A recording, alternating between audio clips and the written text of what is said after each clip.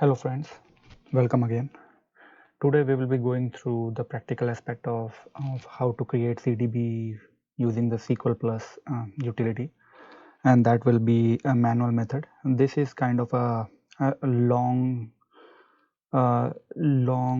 taking method. Actually, it's very manual. You will see the difference between this and how to create CDB using DBCA. Many of you might be knowing about how to create that, but we will still go through it as per our multi-tenant architecture videos series. So let's get going. So what will be the steps will be what we will do. Let's do one thing. We will go one by one rather than I going with the complete steps kind of I'm not going to discuss these 1 to 15 steps currently. I'll go practically one by one with each step, and then you guys can see what needed to be performed to complete this process. You guys can pause the video and take the notes on your note of this particular notepad of how to create CDB using Sqlplus manually. So yeah, first of all we need to set up the database environment. Let me do that first. Let me pull up my client SSH tool. So yeah, just a second. Okay, so currently I have so what we needed to do is uh, actually we needed to first install the software itself, and then we will go for the database creation. I've actually forgot that step, and I will actually make sure that I will mention that particular step. Let me mention that now. So create sorry install the database software 12.2 where okay, so this will be step number 0. I'll correct this. Okay, so let's do that. I'll pull this aside. So I have already extracted the binaries into /oracle. Show you. I got this folder cd database. I will run. So I'll show you the list. I'll run installer.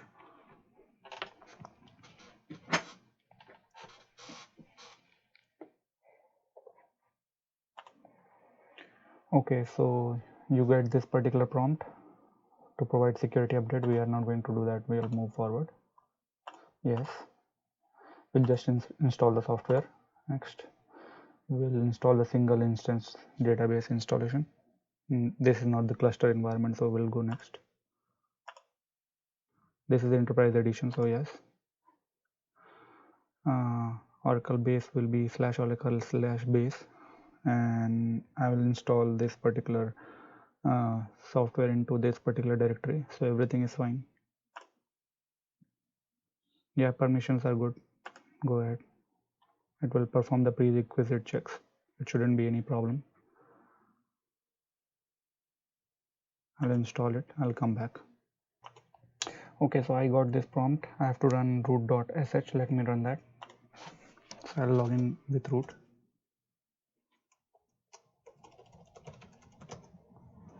Good. Now I'll go to software location, Oracle base product, root.sh.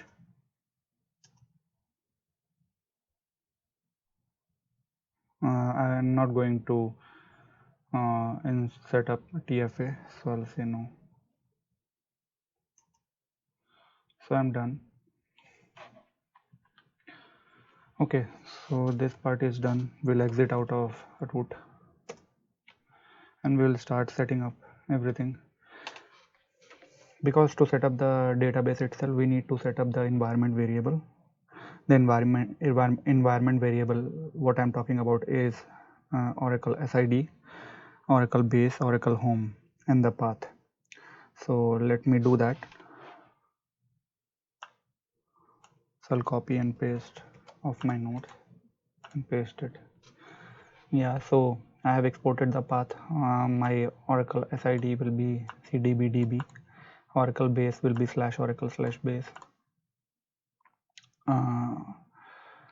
Oracle home will be the /oracle base product 12.2 db, and the path will be appended, that is Oracle home/bin.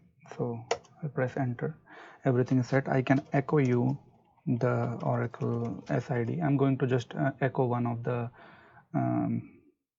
variable. So SID.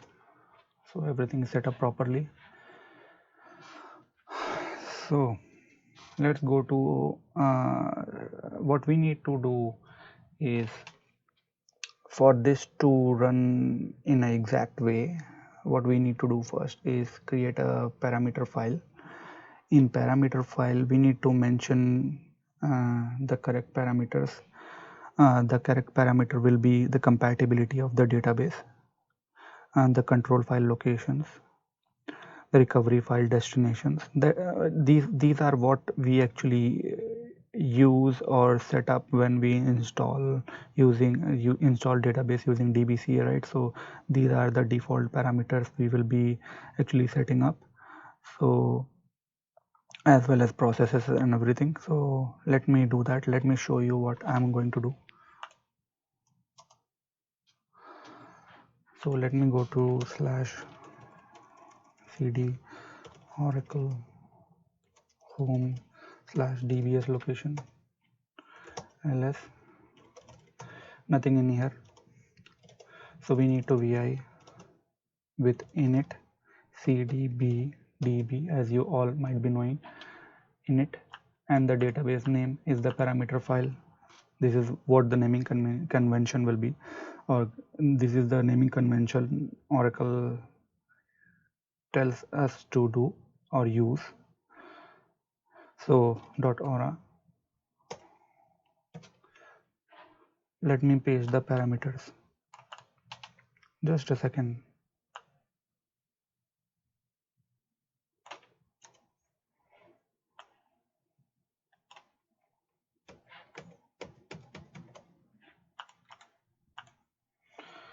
Okay.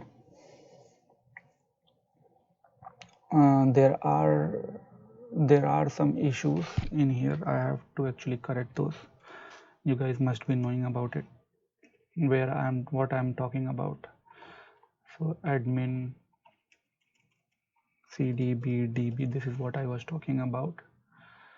We need to also make sure that these directories are available. If these directories are not available, then there will be a problem. So we will make sure that these directories are available. Audit trail will be db, compatibility will be 12.2. I'm going to create the control files in 2 locations. One is /aura data, one /aura data /database.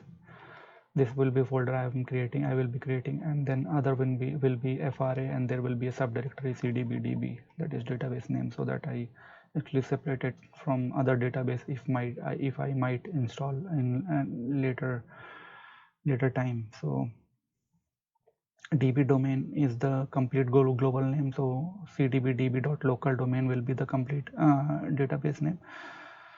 Recovery area will be FRA, that is /aura data /FRA. Okay, so this parameter, you need to make sure you look at it properly. If you miss this parameter, enable pluggable database equals to true, and actually you use this parameter file to create the database eventually, the problem will be that this database will be non-CDB, so this parameter has to be true. So you need to make sure this parameter is available. Okay, other than that, everything you guys might be knowing. So what we will do, we will save it, we will give it execute. Let me check. We don't need to give execute permission, not on this.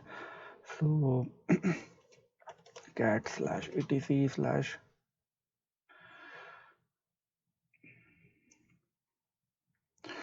Okay, we will be creating a SQL script later, so I'll show you what all directory location we needed to create. Currently we will leave this init cat init cdb.aura as is. Eventually, because the thing is that there are two files we needed to vi or we need to create. One is the parameter file. This is very important, otherwise the database will not be mounted. And the second one will be the SQL script. SQL script, why? Because we need to run the create database statement to create the database itself. That is called the manual method. It will have all the details of where the data files will be sitting, where the redo log files will be sitting, where the control files will be sitting, and all the details of it.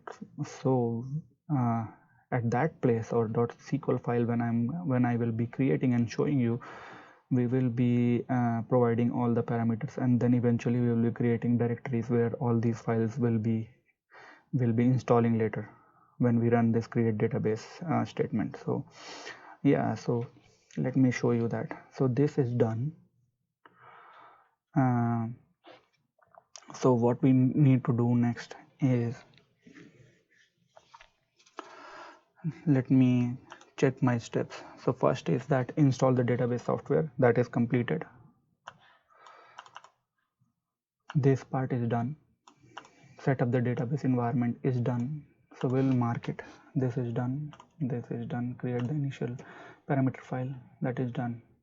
Create the directories.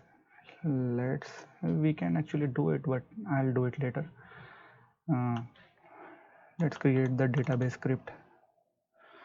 So what I will do, I'll go to cd/aura data, unless I already have the script created, so I don't need to create it, but you guys would need to create it. What I will do, I'll remove this cat and I will show you how to create it. I will name this file as same. Okay, and then I will paste my script itself. So just a second.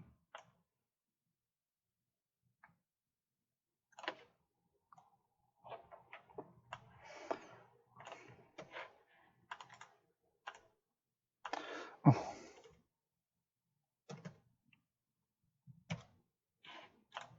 Copy, paste. Okay, so it has a lot of things, so I'll go one by one what I'm actually doing here. So just make sure to look at my cursor. This is my cursor, so look at it. Create database statement will actually create the database, but it requires different parameters. So my database name will be, I think I have messed it up. So what I will do is cdbdb. That is not what I wanted to create. Hold on.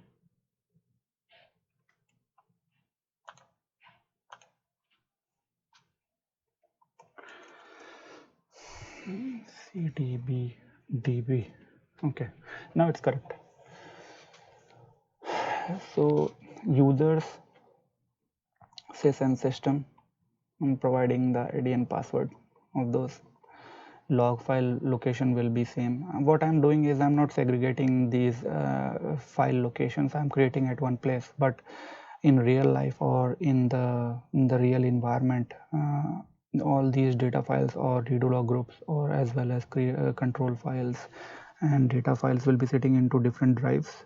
So you need to make sure that you need to sort that out and segregate all these files if you are actually running this particular script in the real environment, or as well as in your home if you want to segregate it.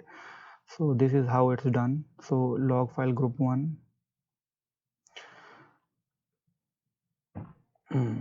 Okay, so log file group 1 having these files. So what I will do, I'll create another session.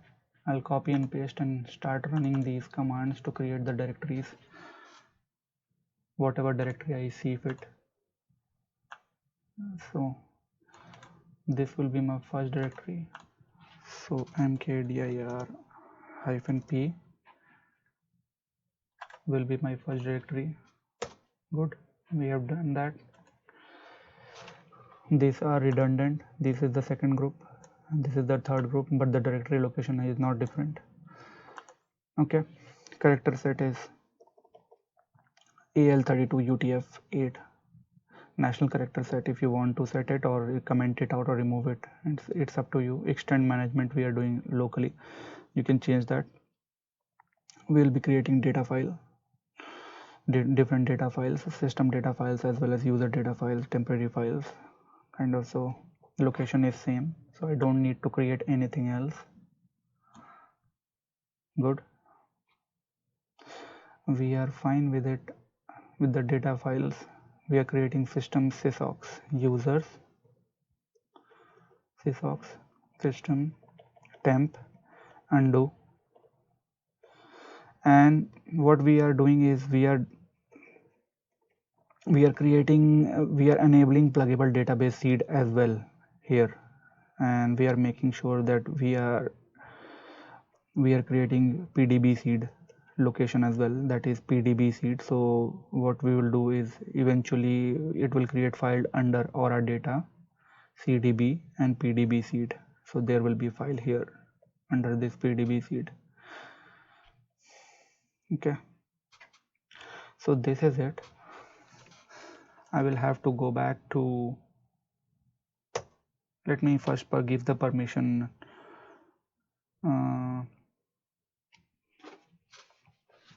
chmod plus x create. So we have given it execute permission, so that's done. But what we need to do is we had to create directory structure using the parameter file. We could have used that to create it, but we didn't, so we will go back. So we will go back, open it, oracle copy. I'll do cat oracle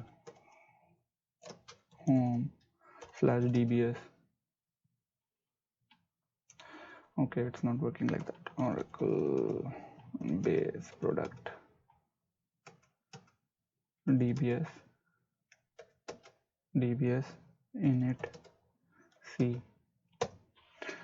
Okay, so we can create the directory. As you all know that this has been already created, right? So we already created that, but we didn't create this one. So we need to make sure that we do mkdir -p, paste that. It's done. We haven't created this one as well, so copy that, mkdir -p, is that, sorry about that. Yeah, that is also done. Is there anything left? I think /aura data /fra is there, ls-al. Yeah, fra is there, cd fra ls cd cdb. Good. So I think we are all done. We have created the directory as well as the script file. Now what we need to do next, let me pull the file. We have created the directory, we have created the script. What we need to do is log into the database itself. Let me complete that. Close. Let's log into the database. Okay, let me clean the screen, clear the screen. Sqlplus /shdba. Let's create sp file. Create sp file from the pre-existing parameter file. As you might be knowing, we already created that, so it's done. So start up no mount, it's done. Now what we need to do, we have to run that script. So you guys already know that that script has been created under /aura data, right? So /aura data /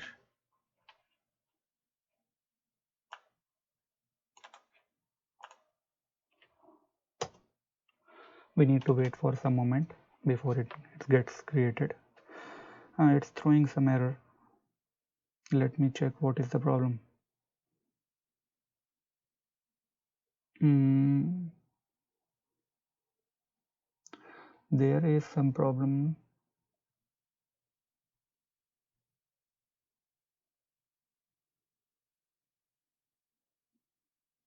Oh, okay. So we haven't created one more directory. Sorry about that. Let me create this directory. Just a second.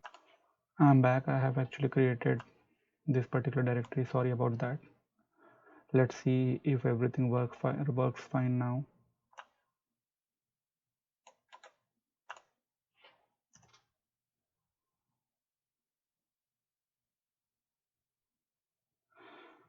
Just a second. Let me remove those files. Yeah, so it's currently running it. I corrected the issues, created the directory. That's running it. I used set echo on and set timing on, so it will show how much time it took. And echo on, it actually ran this complete code, so it's showing everything, whatever we discussed earlier. So it will go through and create different files, system sysocs, temporary user. It will create an PDB seed. It will create a CDB container database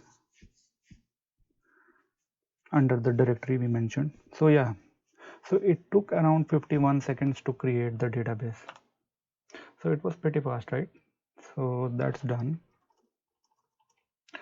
Let's move on with the next step. What was the next step? Let's check. Login to the database is done. Create the server parameter file is done. We started the instance with no mount with some issues, but we corrected it, and now we can see that database has been created. Okay, so let's validate if the database created in is a CDB. So let's check that. Just a second.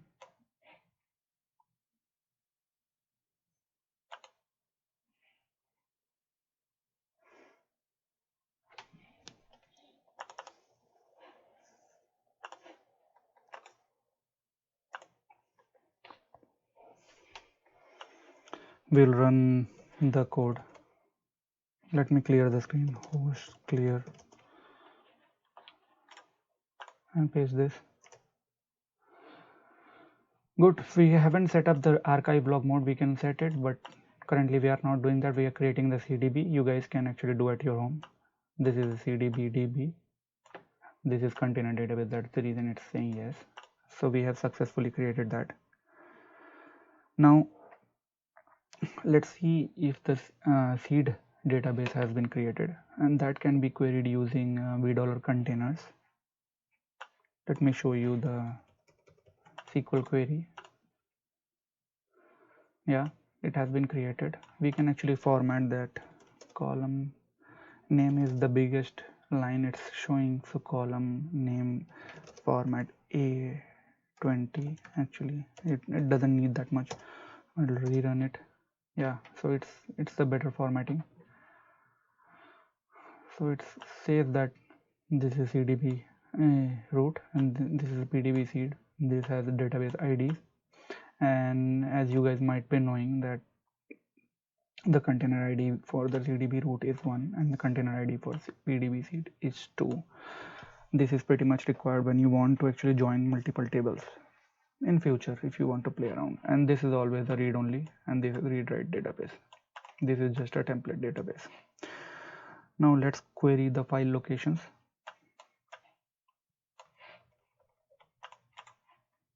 Sorry, this will be mess up output. So column db name format A5, column table space name format A5, column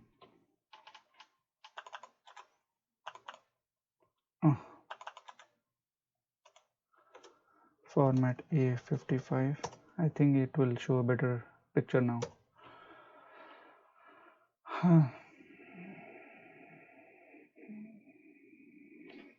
column table space.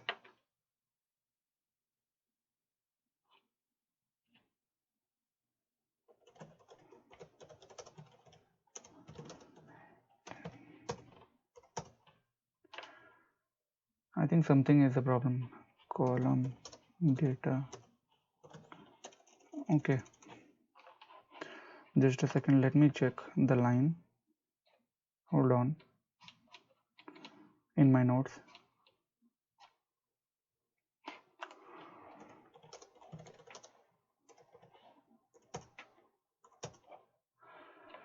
Yeah, it is the better formatting, but still not. There can be a good formatting, but it's you guys can actually show see that it is showing the details of what all files are available specifically to the root and for the seed. This is for the seed in its specific directory structure. This is root file in its own directory structure.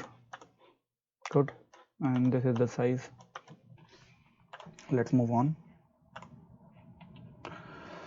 We need to check the control file where it is located. So show parameter control. Yeah, we created one file in this directory /order data and one under FRA. So perfect. Let's check the redo log files. Host clear.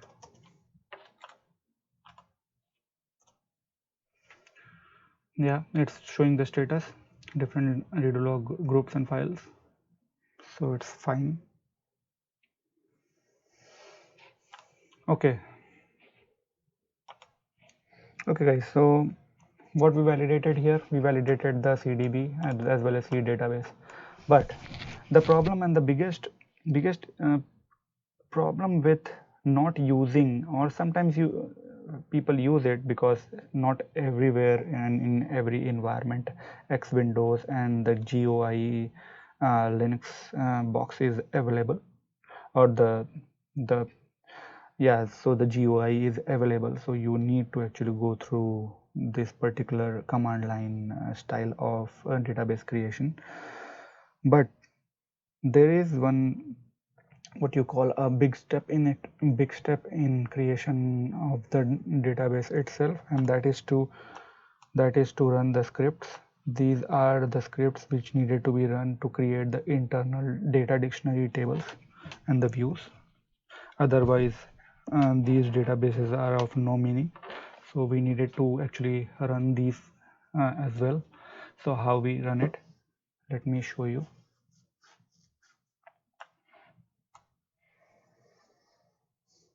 I will actually show you the complete note of mine, how we can actually move forward with this particular stuff. So let's exit out of this, and what we need to do is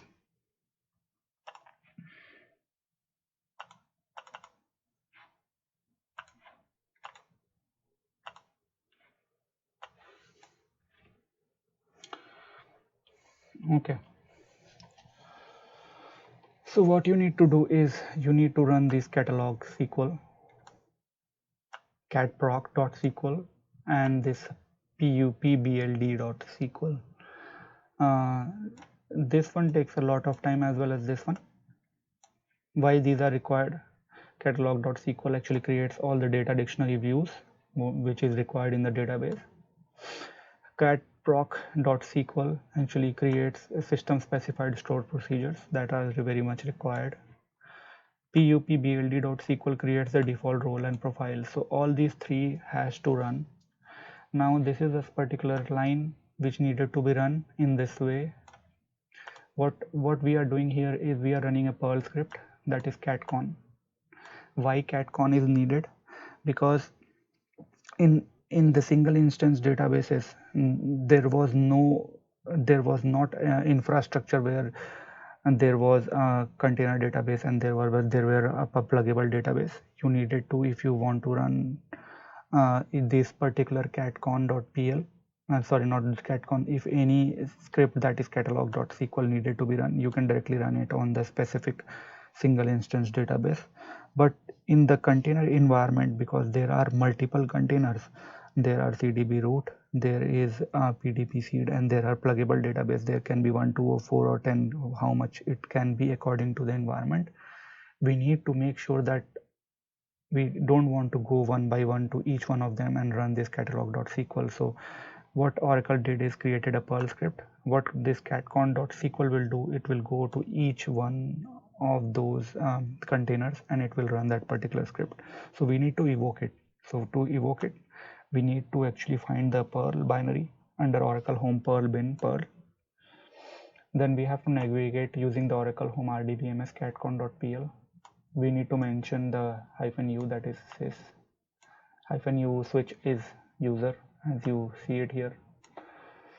-d is the directory where we need to find and run the script.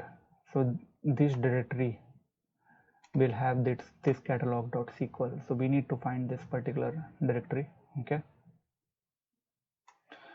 this directory under which this catalog SQL is sitting, or the other ones are sitting, cat proc and pupbld. Okay, -b, this is the output file. So what it does is, it when the log file is generated after the script has been run, if you want to verify the log files are prefixed using this name catalog underscore output. When you do ls list the directory, it will show catalog underscore output. If there are 5 log files, then 01, 02, 03, 04, 05, like that. -e, we are setting echo on, and -l, where the log file will be generated. So I hope I made it clear, and this is the short list of what all switches are there and what these file does. So we'll run these one by one into our environment. We'll copy it, we'll paste it. It will ask for sys password, and we'll wait for it. I'll come back as soon as this completes. Okay, so this is completed successfully. It took me 5 minutes. I'll run the another one. Actually, I'll run both the left ones. So let me show you. I'll run this one catproc, and I will run pupbld, and I'll come back and I will tell you as well how much time it took, how much time catproc actually take, and how much this one take. So okay, let me come back. Okay, so welcome back. So this particular script will took me around 15 and 18 minutes. This took a lot of time. This one actually ran immediately. So let's complete this section to query specific stuff. So what all things we need to actually query after running the catcon is checking the valid and invalid objects. After creation of these dictionary tables or dictionary views, so I have to do Sqlplus /shtva and run this. So there are 2 invalid objects we needed to actually run. So what we need to do is, we need to use this utlrp.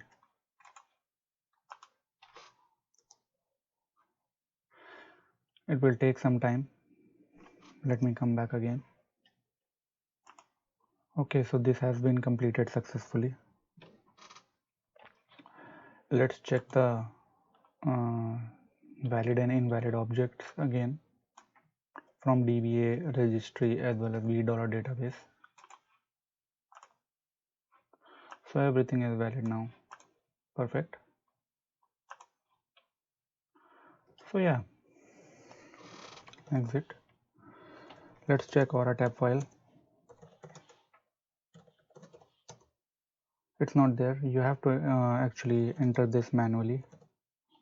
This is also a job you need to perform.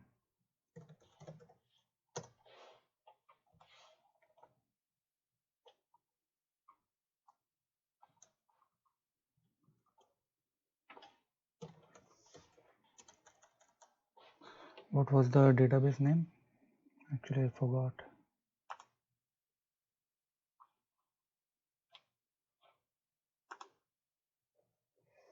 Just a second. Actually, I needed to validate what is the database name. CDBDB. Okay. Or actually, I have queried $v database.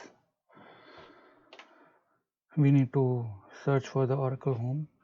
Let me connect to the other session.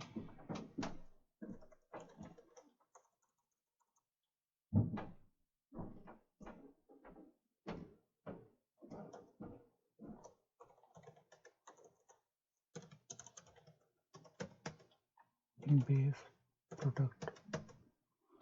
Okay, this has to be there.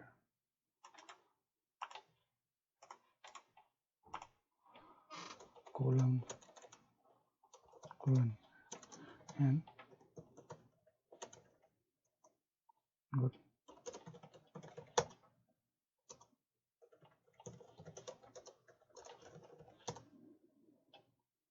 Let's check the container name.